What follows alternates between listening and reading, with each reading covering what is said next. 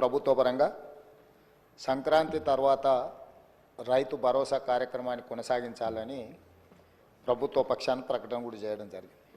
అయితే ఈ రైతు భరోసా స్వల్పకాలిక చర్చల సందర్భంగా శాసనసభ్యులు పాయల శంకర్ గారు చాలా విషయాలను ప్రస్తావించారు. అందులో ప్రధానంగా ఒక 2-3 విషయాల మీద నేను క్లారిఫికేషన్ ఇవ్వదలుచుకున్నాను. ఎందుకంటే చర్చ అంతా అయిపోయినాక కూడా నేను ఇచ్చి ఉండొచ్చు. కాకపోతే ఈ అంశాలకు సంబంధించి కొన్నిసార్లు ఎంబడెంబడే మనం రిప్లై చేస్తే వాటి ప్రాధాన్యత ఉంటుంది. సభ్యుల మనసులో ఉన్న అనుమానాలను కూడా మనం నివృత్తి చేసిన వాళ్ళం అవుతాం.